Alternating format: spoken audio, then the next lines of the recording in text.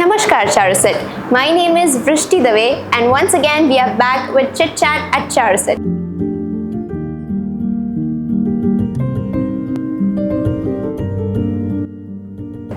Today, as special guest, we have Miss Shalini Joshi, who is a nursing faculty, and she is going to enlighten us on nurse-led geriatric care centers.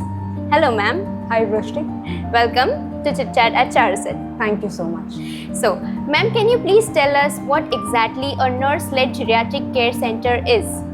I'm very thankful to you that you have arranged such a chit chat here because this is something that I would like people to know about and what we do at this center. Okay, ma'am. So you go in the rural community day to day, every single day, and you have the exposure of the rural community. Can you please tell us that what is the current mindset of those people, like in terms of maintaining your physical and mental health? What do they respond in this drive? Right. Good and challenging question, first of all.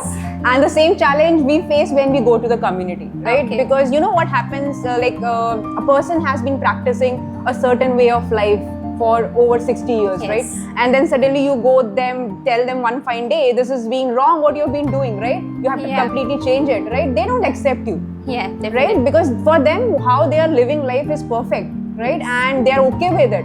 So yeah, we face a lot of challenges. First of all, primary prevention is not the focus in our country. Let me tell you, right? When you go to the community and you do certain kind of camps or the ones we are doing, the first thing that I get from them is, "Dawai hai aapke paas?"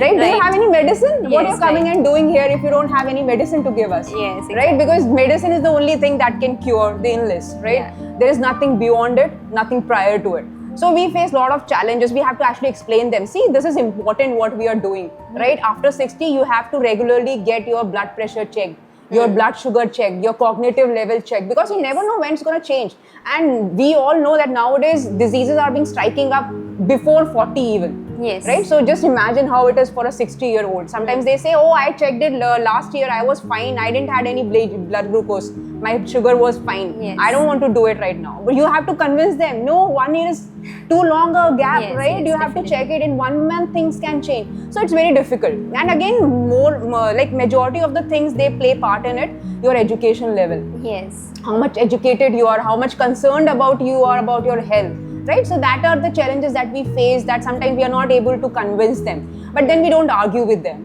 Yes. Right? Because if we are going there, we have to actually listen to them and understand what is their viewpoint. Slowly and slowly, when you start going, you start be a part of them, then might be things would work out. We hope for that future, right? Definitely. Yeah, you said it correctly. Like whenever you go in the community and you just start explaining them the importance of physical health, they'll be like, it's not the right way to treat, you give us the drugs. Medication, it's just the pharmacological approach they prefer. Yeah, right.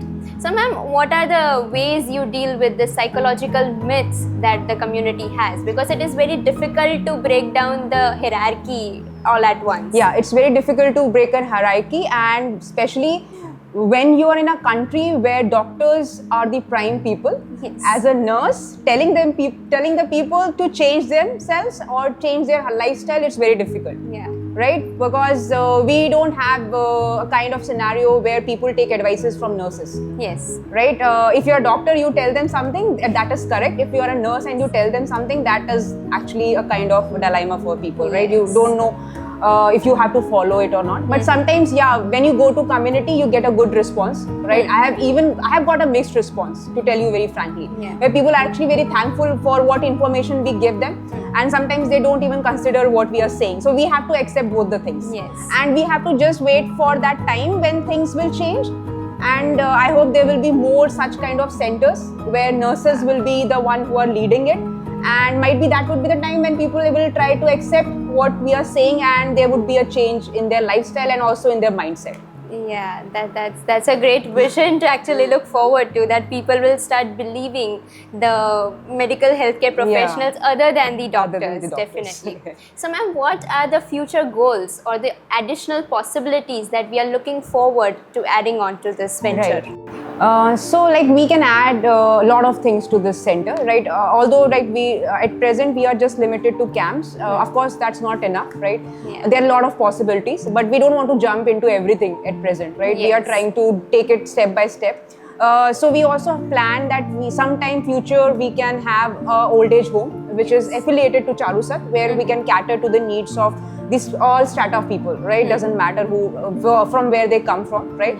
We also plan to start on-call service, a telephone service, right? Okay. Right now we are doing the phone call thing, like we call them and we ask them about the camp, their health, whether they want such camp to be organized again or not, right? Okay. But that is a very limited kind of thing, right? We want to start 24/7. Yes. That is what we plan to. All right. We also plan to organize or collaborate with different institutions like schools, where we can educate the younger minds on how to deal with the people who are over 60, how to respect them, right? Until unless you know how to understand them, how to behave with them, we just put a ageism, right? That a person who is above 60 will be having such qualities, right? They are slow, they don't have energy, right? Sometimes it can be other way around, right? So we want to change that mindset. Other than that, we also hope that sometime in future we can have home care. Okay. Right, where we can train the people who are already having some basic education of nursing people, right, and we can give them some additional education on how to take care of a person who is over 60, and they can go to their homes and deliver certain kind of care if they are alone and they need some help. So that is what we have in mind right now. I am certain that Dr. Anil Sharma has more to it, yes, and I'll get to know more about this, and might be we'll explore on it sooner or later. Definitely. It was very insightful, ma'am. You just made us all very much aware about a new term, which is not even that well populated till now. So thank you so much for this, ma'am.